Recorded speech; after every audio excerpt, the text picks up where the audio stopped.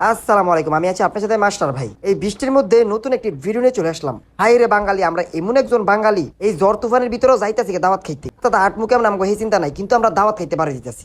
এইদিকে আমগো সব মিশিব, কিন্তু দাওয়াত খাওয়া মিশ হইতো না। এদিকে এই বৃষ্টির মধ্যে আমরা মাইফুদ বার হয়ে দিতেছি আমগো খালাগো ভাই। এইদিকে আমার বেশি উল্লাস করবো আমার আম্মু ছয়টাতে বই রয়েছে, বইনগো ভাই যাইব ভোর ফজরের তাইতাছে বৃষ্টি। আর আম্মুর বইনগো ভাই যাওয়ার লিগে সকাল 6টার তুইটা রেডি হয়ে বই রয়েছে। আমার আম্মুরে লইয়া আমার ফার্স্ট খেলা হেরা যদি একত্র হয় তো লইছে কাম। আমরা যেই খেলা গোবাই বেড়াইতে যাবো এই বৃষ্টির মধ্যে, সেই খেলা গোবাই আর দুই খেলা যায় বয়ে রয়েছে। আর এখন আমার আম্মুর হাই প্রেশার এখনো যাইতে পারতাছে না, কারণ আমরা থাই গ্রামে। আর যেই খেলা গোবাই যাবো হেরা থায় শহর, আর যেই দুই খেলা গেছে হেরাও থায় শহর। আর এইদিকে আপনাকে মাস্টার গেছে জুতা খুললা, আম্মু জ্ঞান গোনায় কইতাছে এই সেরিডার লই আর আমি পারলাম না। আর আমরা এই বাঙ্গাচুরা রাস্তাটা তাড়াতাড়ি যাওয়ার চেষ্টা করতেছি, কারণ কোন জানা কোমল আবার বৃষ্টির ডল নাইমা জায়গা। আমার মামি 9টাতে খারে রয়েছে আমগো গার্ডও, এখন বাজে 10টা। এই কারণে 7-5 না পাইবে আমরা তাড়াতাড়ি যাওয়ার চেষ্টা করতেছি। এইদিকে আমরা চলে আসলাম আমাদের ডিগ্রি চর খেয়া কাটে। আর আমরা যেই খেলামনিকে বাসা দিতেছি এই খেলামনিকে বাসা লয়ে যা ঢাকা গোদ নাই। আর আমার যেই দুই খেলামনি আগে গেছে গা, আর হ্যাঁ বাড়ি লয়ে যায় নারায়ণগঞ্জ দেবো। এই জন্য এরা বৃষ্টির লোকের যুদ্ধ করে তাড়াতাড়ি চলে গেছে। একমাত্র এই বিশাল বড় বুড়িগঙ্গা নদীটার লিখে আমগো ধীর হইতাছে। এই বুড়িগঙ্গা নদীটা যদি না থাকতো তাইলে আমরা এতক্ষণ যাইয়া বইয়া থাকতাম। সাইডে আমার আম্মু, আরেক ছেলে আমার মামি। এইদিকে একটা ষোলশোটা জীবজন্তু ফোলা দেখতেছেন, এটা হলো আমার মামাতো ভাই আহনাফ। দেখতে ভদ্রলি কি আসলে এর মতো চালাক মানুষ বাংলাদেশও নাই। আপনারা আমার 7বার বেশ বার ওড়াইব। আর ওইদিকে তাকাইতাছি আর আল্লাহরে মনে মনে জপতাছি। চারপাশে যেই অন্ধকার হইছে আল্লাহ জানে, আবার নি বৃষ্টিটা ছাইরা দেয়। আমার মামিও বেশি আতঙ্কের ভিতরে রয়েছে, আমার মামির তে বেশি আতঙ্ক আমার আম্মু। 2-3 দিন ধরে প্ল্যান করতেছে আমার খালামুনি গো বাইর যাইব। এই বৃষ্টির কারণে যাইতে পারতাছে না। রাত্রে আম্মু স্বপ্ন দিছে আজকে যদি বৃষ্টি তুফান হয় তারপরও যাইব। এই জন্য আমরা বৃষ্টির ভিতরে যাইতাছি, কারণ আম্মু এই ঈদে মাস্টার জন্য কোনো হানো দিতে পারে নাই। আপনারা সবাই কম বেশি জানেন মাস্টার অনেক জ্বালায়, মানে আমার ছোট বোনটাই অনেক জ্বালায়। আমার ছোট বোনটারে দেখতে সরস হইলে কি ভিতরে গিট্টু ভরা, রাস্তার ভিতরে এত পরিমাণ পানি জমছে। আর একটু বৃষ্টি এলে নিশুকে বৈশা যাতায়াত করেন যেত না। এখানে যাতায়াত করতে হইলে টলার নামে যাতায়াত করতে হইব। এইদিকে আমরা অতি শীঘ্রই চলে আসলাম নারায়ণগঞ্জ রাসেল লেক পার্ক। আল্লাহর রহমতে রাসেল বাইপার সাপেতে কোনো রকম কম না এই লেক পার্কটা। রাসেল বাইপার সাপেতে বড় বড় সাপায় এইখানে ঘুরতে। এই বৃষ্টির ভিতরে রাসেল পার্কটা নিস্তার নাই। যদি আপনারা আসেন তাহলে এরকম জীবজন্তু রাসেল বাইপার সাপ দেখতে পারবেন। তাদের কোনো বৃষ্টি আর তুফান নেই, আসলেই দেখতে পারবেন রাসেল বাইপার সাপ। যেদিকে দুই চোখ গুল্লির মতো যায় সেদিকে খালি উঁচু উঁচু বিল্ডিং দেখতে পাই, কারণ এটাকেই বলে নারায়ণগঞ্জ শহর। উঁচু উঁচু বিল্ডিং এর সাথে নিচে ফুটে উঠেছে ময়লাগুলা। নিচে যেদিকে চোখ যায় খালি দেখি ময়লা আর ময়লা, আর উপরে যেদিকে চোখ যায় খালি দেখি উঁচু উঁচু বিল্ডিং। এইদিকে চলে আসলাম আমরা ইতিমধ্যে চাষারা।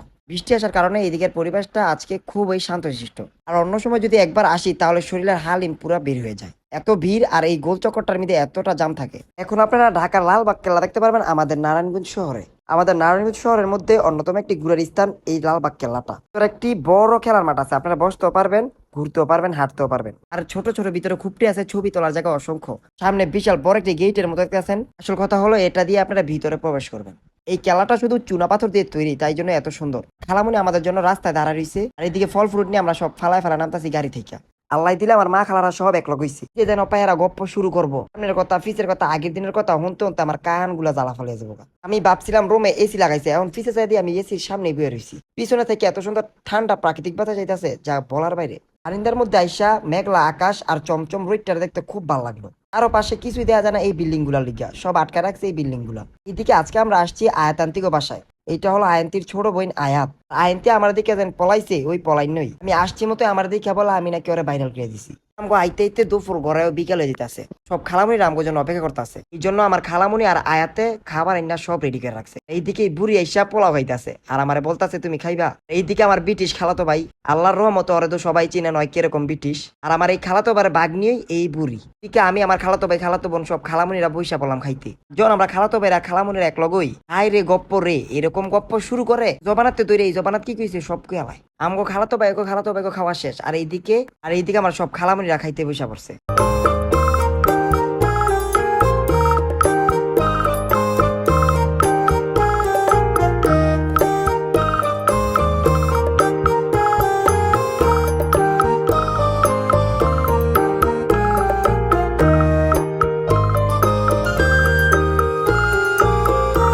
আশা করি এই পাকনি বুড়িটারে সবাই চিনছেন। এটার নামই আমগো পাকনা আনতে আমার একমাত্র টেটনা খালাতো বোন। এইদিকে আমগো দুপুরে খাওয়া শেষ, আর জিরাইতে না জিরাইতে দিয়ে দিল লটকা আর আম বাড়ি বইরা। এখন সিজন ওই আম লটকার আর জামের সিজনের ফলগুলা খাইতে আসলে অনেক স্বাদ। আর আম হইলো যে কম বেশি সবার প্রিয়। আসলে কি সবার থেকে বেশি প্রিয় আমরা আমার।